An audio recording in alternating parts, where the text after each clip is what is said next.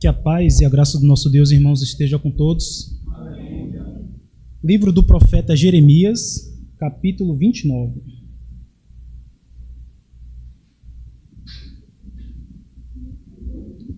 Livro do profeta Jeremias. Para ficar mais fácil, Jeremias partindo dos Salmos, vem Salmos, Provérbios, Cânticos, ou melhor, Salmos, Provérbios, Eclesiastes, Cânticos, Isaías. E aí sim nós encontramos o profeta Jeremias. No seu capítulo 29, nós leremos do versículo 4 ao versículo 7. Profeta Jeremias 29, do 4 ao 7.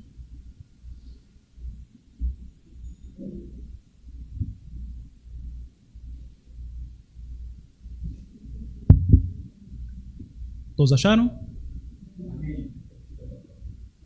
Diz assim no texto: Assim diz o Senhor dos Exércitos, o Deus de Israel, a todos os exilados que eu deportei de Jerusalém para a Babilônia: Edificai casas e habitai nelas, plantai pomares e comei o seu fruto, tomai esposas e gerai filhos e filhas, tomai esposas para vossos filhos e dai vossas filhas a maridos, para que tenham filhos e filhas.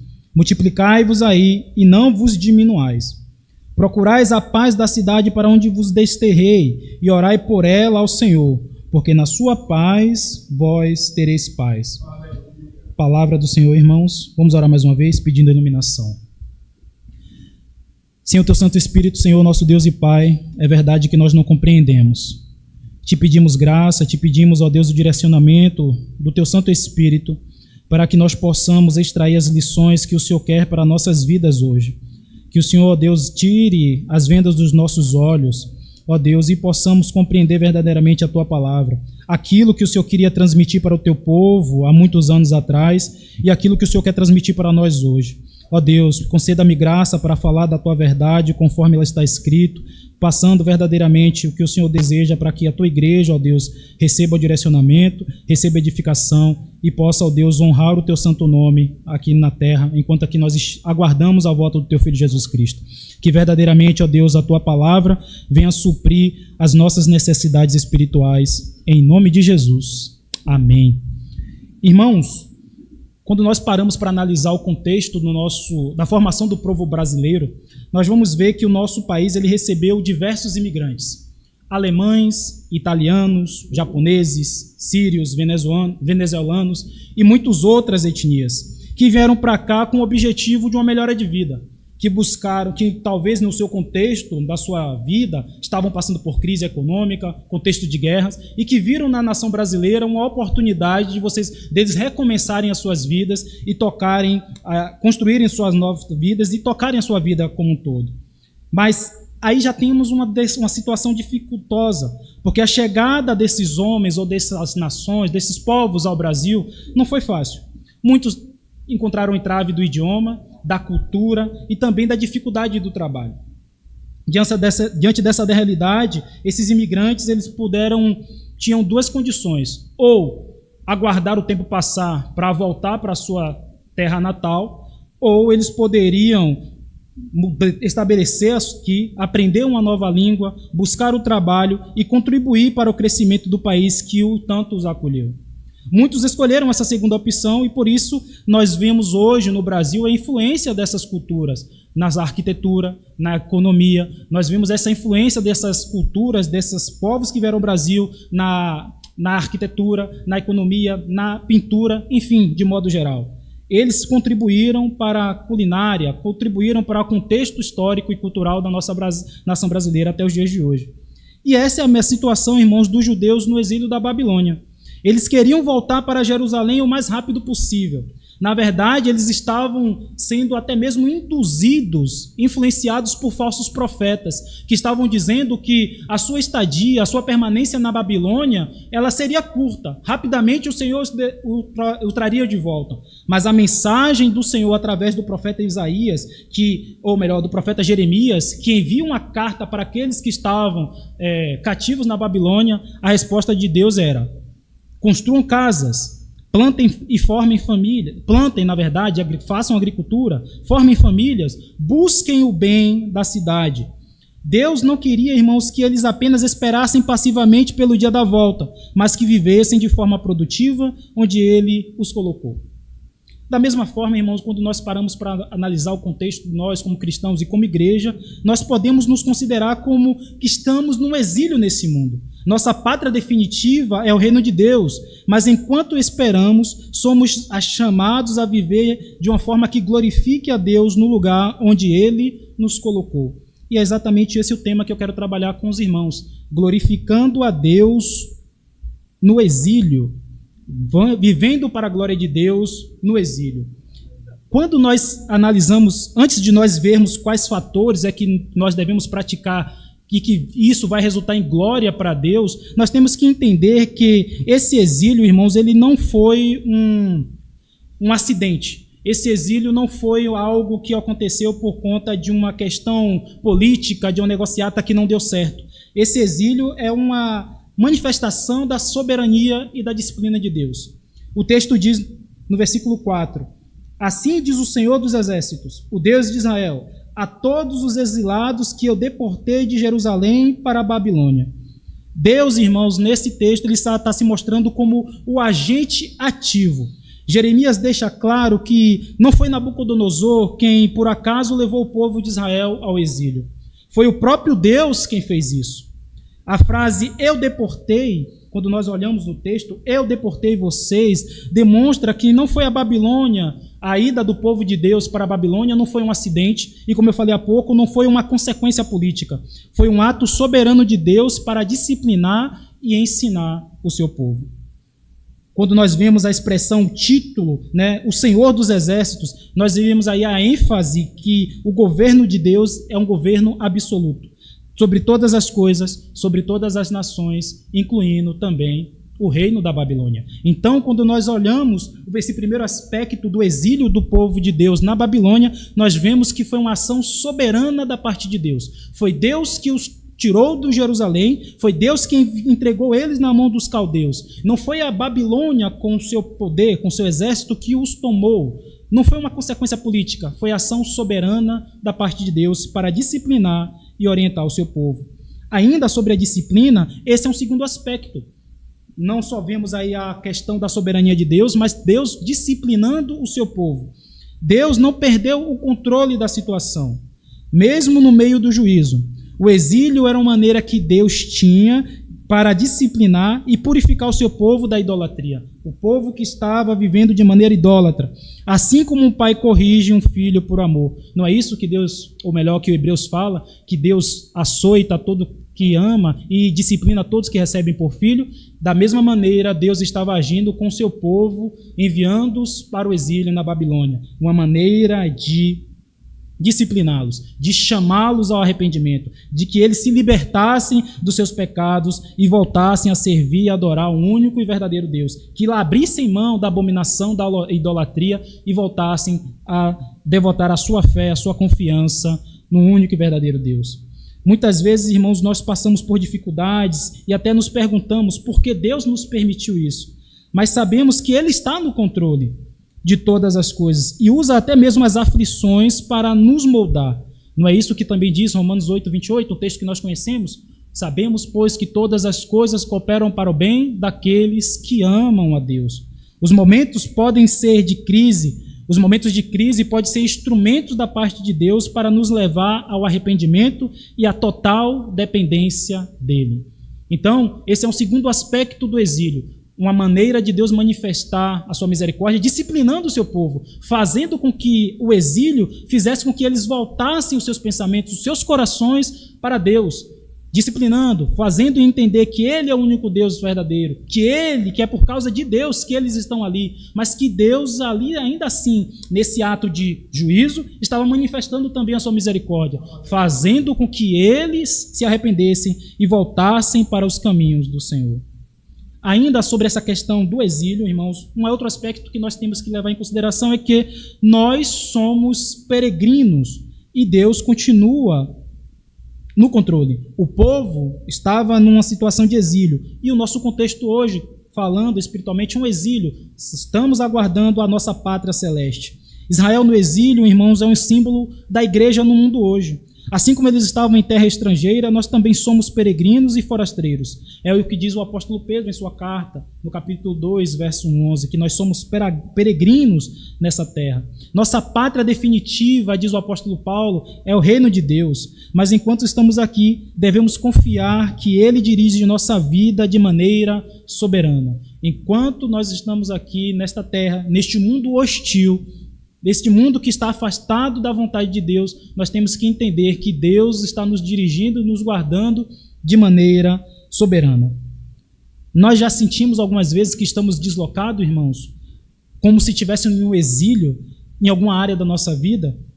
Nós devemos lembrar que o Senhor, Ele não está distante, Ele não se ausentou. Ele disse, o Senhor Jesus Cristo disse, eu estou convosco todos os dias até a consumação do século. Ele está guiando todas as coisas para o fim do seu propósito, para o fim daquilo que Ele mesmo determinou. Diante dessa questão a respeito do exílio, irmãos, o que nós podemos concluir é que Deus ele não perde o controle quando permitiu que o seu povo fosse levado para o exílio. Quando a Babilônia atacasse Israel e Jerusalém, ele não perdeu o controle, como assim ele também não perde o controle das nossas vidas hoje. Deus está totalmente ciente do que está acontecendo comigo e com você, e sabe exatamente o que fazer para que, se algo estiver errado em nossas vidas, não com ele sabe exatamente o que fazer e como proceder, até mesmo se nós dermos passos que não estejam de acordo com o que Ele quer, Ele faz com que essas circunstâncias contribuam para o propósito dEle nas nossas vidas. Devemos confiar que Ele nos coloca em determinadas situações para um propósito maior. O verdadeiro problema, irmãos, não é onde estamos, mas como nós respondemos à soberania de Deus na nossa vida. O problema não é o caos, não é o conflito, não é o lugar instável que nós estamos vivendo, mas como é que nós respondemos a essa soberania de Deus, Deus nos permitindo passar por essa situação difícil. Isso nós entendemos, irmãos, que muitas vezes nós ficamos preocupados ou frustrados com as circunstâncias que nos ocorrem. Onde estamos, as dificuldades que enfrentamos, os desafios do nosso dia a dia. No caso dos judeus no exílio, a grande preocupação deles era estar na Babilônia, longe de Jerusalém e do templo. Eles queriam sair dali o mais rápido possível. Porém, Deus, por meio de Jeremias, ensina que o problema principal não era o lugar onde eles estavam, mas como eles iriam responder à vontade de Deus naquela situação, naquele momento. Em vez de reclamar ou resistir, Deus nos chama, ou melhor, Deus os orienta a estabelecer a que eles estabelecessem as suas vidas, a que eles construíssem suas casas, construíssem suas vidas e buscassem o bem da cidade. Isso significa, irmãos, para nós hoje que muitas vezes nós enfrentamos as situações difíceis, um trabalho que nós não gostamos, um trabalho que nós não estamos habituados, dificuldades financeiras, crises familiares, e logo nós pensamos, se eu estivesse em uma condição melhor, se eu estivesse em outro lugar, tudo seria melhor. Mas o verdadeiro desafio para nós, a verdadeira lição que Deus quer passar para nós, não é como nós respondemos, não é o lugar em que nós estamos, mas como nós respondemos ao que Deus está fazendo na nossa vida agora. Como é que nós respondemos àquilo que Deus está fazendo conosco nas nossas vidas?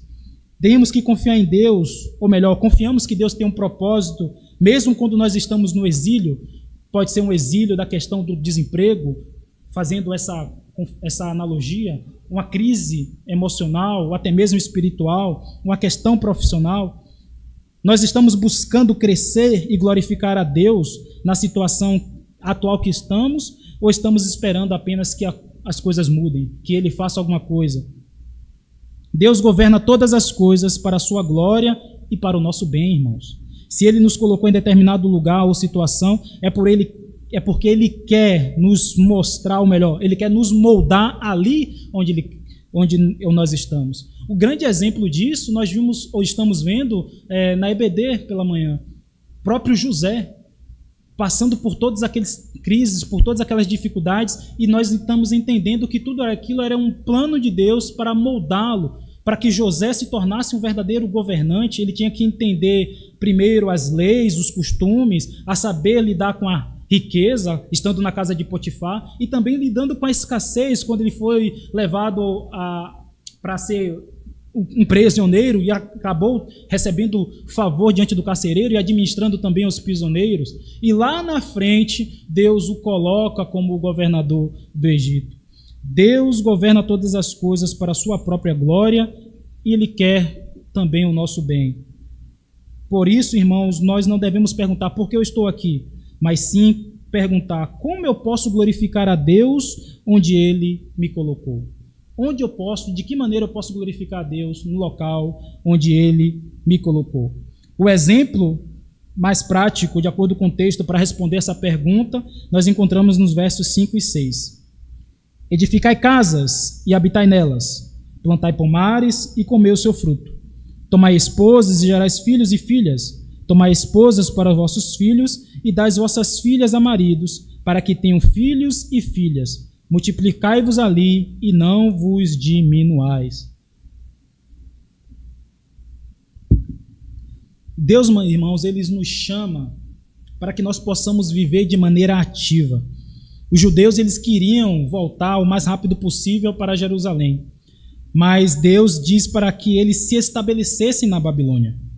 O comando divino era claro: edifiquem casas, plantem pomares e formem suas famílias. Ou seja, Deus não queria que o seu povo vivesse como se fossem turistas, esperando ir embora, mas como servos que devem ser produtivos onde eles estão. Então, uma maneira que nós podemos glorificar a Deus no exílio é sendo produtivo, é obedecendo ao direcionamento dele, mas sendo produtivos. Como cristãos, nós não podemos cair na tentação de viver apenas esperando do céu, sem nos envolvermos com a nossa vocação, sem a nossa família e com as nossas responsabilidades. Deus nos chama a trabalhar, a construir, a viver ativamente para a sua glória, mesmo em meio às dificuldades. Deus nos chama para vivermos ativamente, mesmo em meio às dificuldades. Por isso Ele orienta: construam, edifiquem casas, formem famílias, vivam de maneira ativa. Nós, como cristãos, nós vivemos de maneira ativa, nós somos produtivos, nós trabalhamos, nós geramos, nós damos resultados, nós damos frutos. E a recomendação do Senhor para nós, mesmo em uma situação hostil, mesmo em uma condição desagradável, é: trabalhem, frutifiquem, gerem frutos. A segunda colocação, ainda nesses versículos que lemos, é a orientação do Senhor para a multiplicação, fazendo aí referência até mesmo àquilo que Ele tinha dito aos nossos pais no Éden, para que eles fossem fecundos, multiplicassem. A mesma orientação Ele deu para Noé após o dilúvio, para que eles também frutificassem. A ordem para construir e multiplicar na Babilônia, irmãos, lembra esse mandamento inicial dado por Deus a Adão e Eva e depois a Noé: crescei e multiplicai-vos. Isso mostra que, mesmo longe da terra prometida, os judeus ainda eram chamados a cumprir o propósito de Deus no mundo. A nossa missão como cristãos é glorificar a Deus em todas as áreas da vida, trabalhando nos estudos, na família e na sociedade. Existe uma frase atribuída a João Calvino que diz que toda vocação é uma oportunidade de glorificar a Deus. Então, seja qual for, irmãos, o trabalho que nós estejamos exercendo, devemos exercê-lo para a glória do nosso Senhor. Devemos exercer para que o nome do Senhor seja glorificado. Essa questão da multiplicação, irmãos, ela não está relacionada apenas ao fato de você crescer numericamente, de você gerar filhos para que aumentar a população. É um ponto, sim, a ser considerado. Mas também Deus ordena para que o seu povo se multiplique, e isso também para que a fé e a preservação da fé também acontecesse. A continuidade do povo de Deus dependia de famílias que ensinassem os filhos no caminho do Senhor, como está escrito em Deuteronômio 6 e 7. Eu vou ler rapidamente aqui para os irmãos. Deuteronômio, capítulo 6, versos 6 e 7. Estas palavras que hoje te ordeno estarão no teu coração. Tu as inculcarás a teus filhos, e dela falarás assentado em tua casa, e andando pelo caminho, e ao deitar-te, e ao levantar-te. Essa era a orientação do Senhor. Não era só uma questão de você aumentar a sua descendência. Não era só uma questão de um aumento populacional, era também um meio para qual a fé no Deus verdadeiro estava sendo ou estivesse sendo preservada. Porque quanto mais filhos de Israel, mais a fé e a palavra de Deus estaria sendo ensinada, estaria sendo propagada. Seus filhos, os filhos de seus filhos e os filhos dos seus filhos. A continuidade do povo de Deus dependia de famílias que ensinassem os filhos no caminho do Senhor. Hoje, irmãos, a nossa responsabilidade como pais, como líderes, como cristãos é discipular as próximas gerações. Nós devemos ensinar os princípios bíblicos para que os nossos filhos, para quem tem, e discípulos continuem vivendo para a glória de Deus, mesmo em um ambiente hostil. Nós estamos no exílio do mundo, mas nós temos essa responsabilidade, esse mandamento do Senhor de multiplicar, de gerar filhos espirituais. Como o apóstolo Paulo diz, referindo-se a Timóteo, que ele era um filho na fé. Como o apóstolo Paulo diz, referindo-se ao Onesíforo, que ele gerou na fé, mesmo estando entre cadeias, entre algemas. Então nós, irmãos, podemos gerar filhos, não só filhos biológicos, mas filhos na fé, ensinando, propagando, falando de Jesus Cristo, pregando o Evangelho. Assim nós vamos crescer, nós vamos multiplicar no exílio que nós estamos hoje, até aquele grande dia que estaremos no reino dos céus com o nosso Senhor.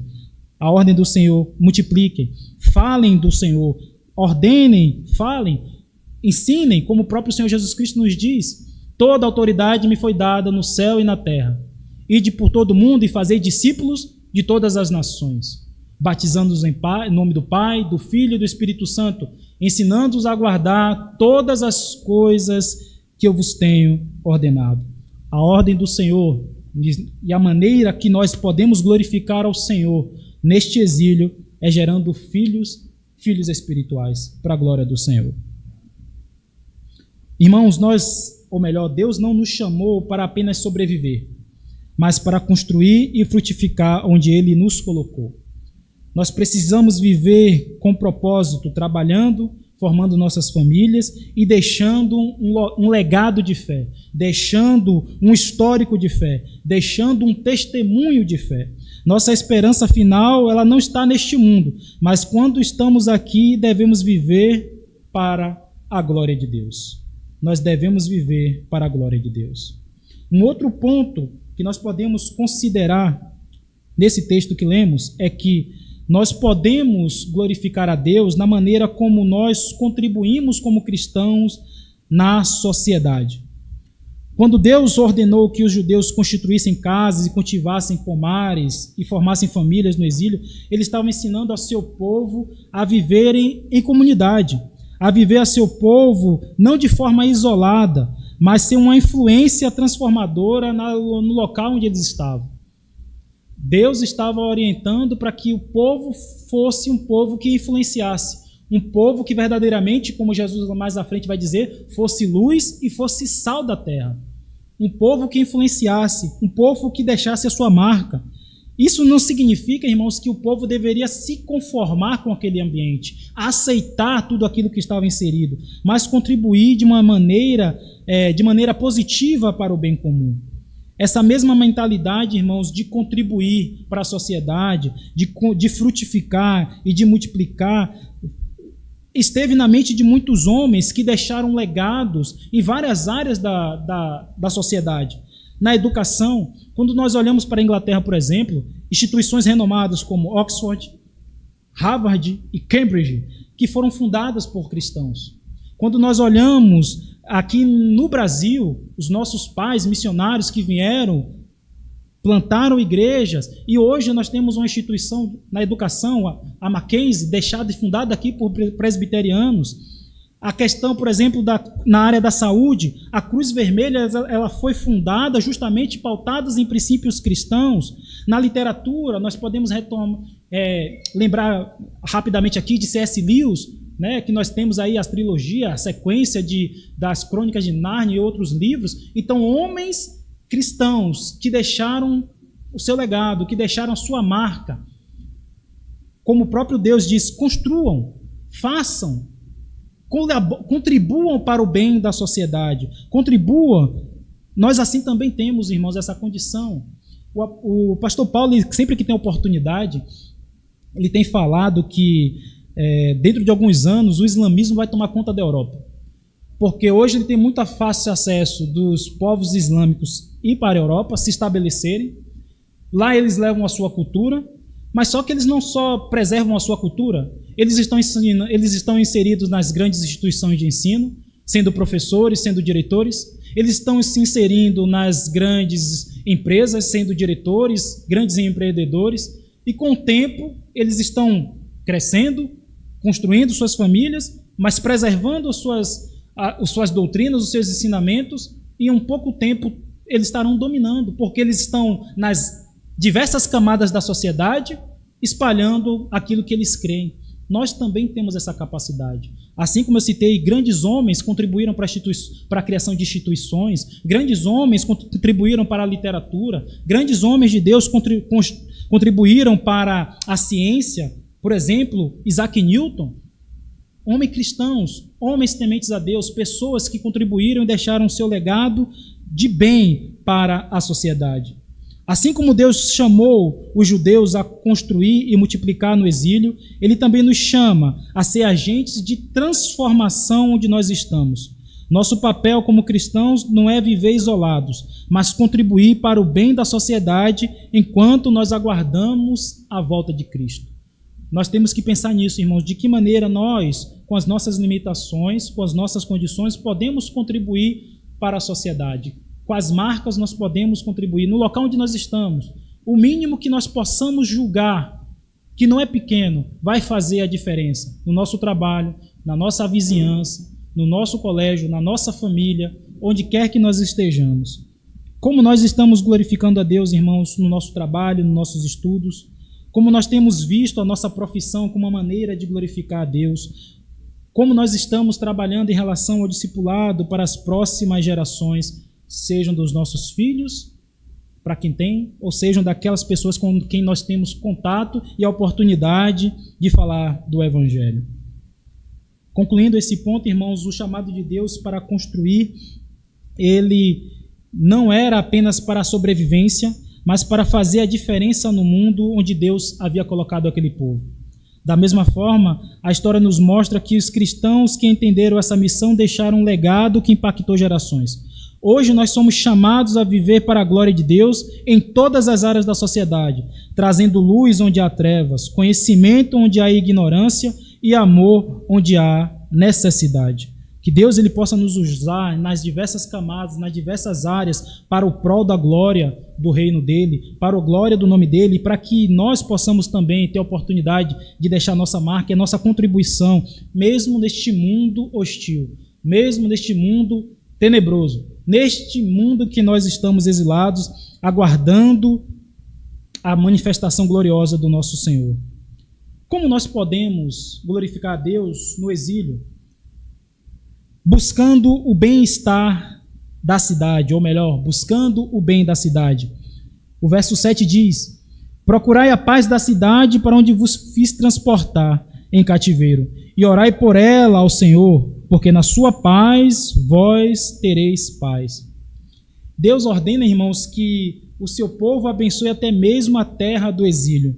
Imagine você orar para o bem do lugar, ou melhor, da terra, do povo que tirou você dos seus costumes, que tirou você do seu hábito de adoração, tirou você do seu templo, tirou você do seu habitat natural. E Deus diz: orem por essa terra, orem por esse povo, orem por esta nação, porque havendo paz nessa nação, vocês também terão paz. Para os judeus, irmãos, a Babilônia era uma terra inimiga, pagã, que havia destruído Jerusalém e levado o seu povo cativo. Deus, no entanto, não manda seu povo se revoltar contra a Babilônia, mas sim procurar o bem da cidade e orar por ela. Parece contraditório, mas nós vemos isso mais para frente no exemplo do seu Senhor Jesus Cristo, orando pelos seus algozes: Pai, perdoa-lhes porque eles não sabem o que fazem. Nós vemos isso no exemplo do próprio Estevão, que orava ao Senhor Jesus Cristo para não imputar àqueles homens que o apedrejavam aqueles pecados. A palavra, irmãos, que o texto utiliza para a paz, ela representa muito mais do que a ausência de guerra. Ela representa prosperidade, justiça e bem-estar social. Então, quando o povo estava orando pelo bem daquela nação, ele estava orando não só para que a nação estivesse livre de conflitos militares, mas também para que houvesse prosperidade, para que houvesse bem-estar social, para que houvesse justiça. O cristão hoje, irmãos, ele é chamado para esse mesmo propósito, para buscar o bem da sociedade onde nós vivemos, seja ela a cultura mais hostil que for. Nós somos chamados não somos chamados a viver isolados ou a criticar o mundo, mas a ser agentes de transformação. O apóstolo Paulo nos orienta isso em Romanos para que nós nos submetamos às autoridades civis. E lá na frente ele vai falar para Timóteo para que todo homem estenda as mãos e façam orações e imprecações para todos aqueles que estão investidos de autoridade. Nosso chamado não é para se rebelar, nosso chamado não é para proferir juízo infamatório contra determinado político porque julgamos que ele não está agindo da maneira que deveria. A nossa recomendação, o mandamento do Senhor é: orem pelas autoridades, orem por essa nação, orem por eles, para que eles vão bem, porque na paz deles, vocês também terão paz. Deus ordena ao seu povo que abençoe até mesmo a terra do exílio. Quando Deus manda os judeus procurarem o bem da Babilônia, ele estava pedindo para que abençoassem a terra que havia derrotado o povo de Deus.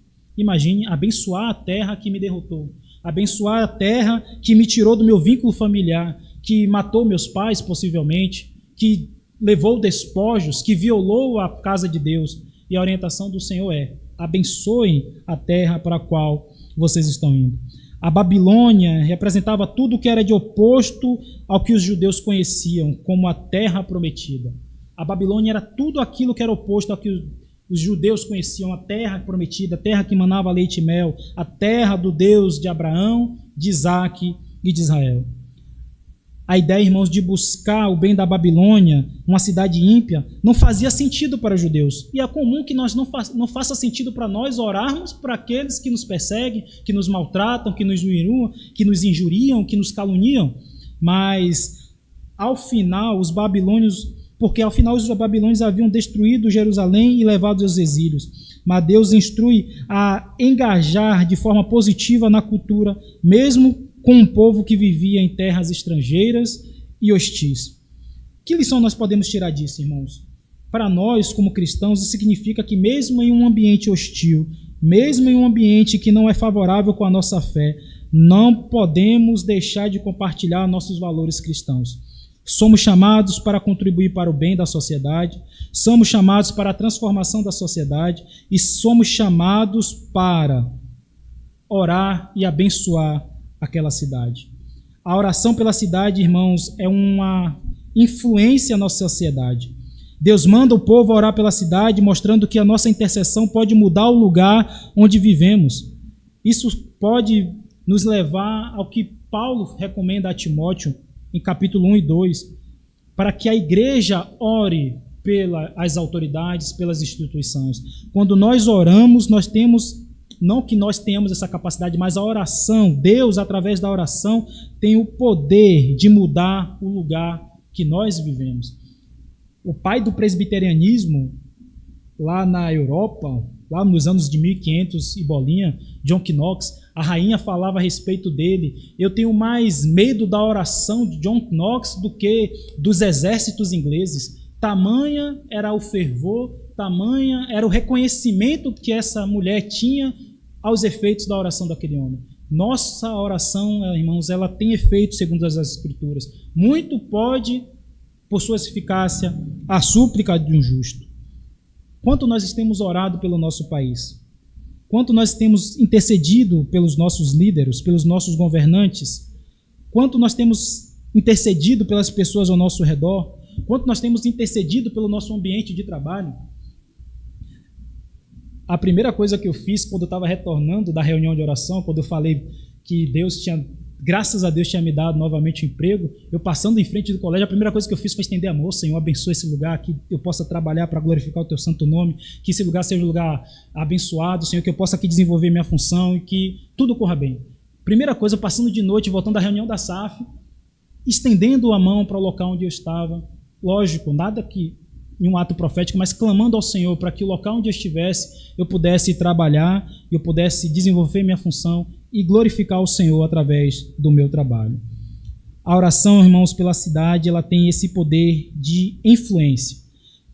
Ela tem esse poder de nos chamar a interceder, não apenas para o nosso próprio bem, para o bem também da nossa cidade. O bem da cidade também é o nosso bem. O final do versículo diz: porque na sua paz vós terei paz. Isso significa, irmãos, que buscando o bem da sociedade, nós também colheremos os benefícios dessa transformação. Quando cristãos trabalham para a melhor educação, para a justiça, a saúde, isso beneficia a todos ao seu redor, inclusive nós mesmos. No exílio, por exemplo, Daniel, Esté, Neemias influenciaram governos estrangeiros e trouxeram benefícios para o povo de Deus. Através da influência de Neemias, o muro de Jerusalém foi reconstruído. Através da influência de Esté, o povo de Deus não foi destruído.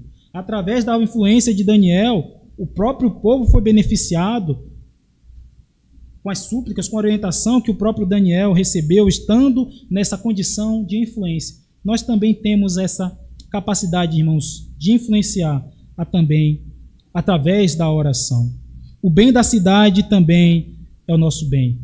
Essa última parte, irmãos, significa que buscando o bem, buscando a paz, que é o mais importante do que uma ausência de guerra, mas uma prosperidade geral e harmonia social. Quando nós oramos pela paz, não que não haja mais conflitos armados, mas que de fato haja uma prosperidade. Quando o presbítero Emanuel ora, por exemplo, para que haja melhores condições de escolas, segurança pública, quando ele ora pedindo para que haja medicamentos nos postos de saúde, vagas nas UPAs, nos hospitais, que haja, ó Deus, portas de emprego, quando o pastor Paulo ora para que a nossa terra continue sendo frutífera, os nossos rebanhos continuem gerando, para que as empresas continuem abrindo portas e gerando empregos, essa é a oração que o Senhor nos faz para que a nossa terra, o nosso país, a nossa cidade, na paz dele, na prosperidade deles, nós também tenhamos paz. Louvado seja o nome do Senhor.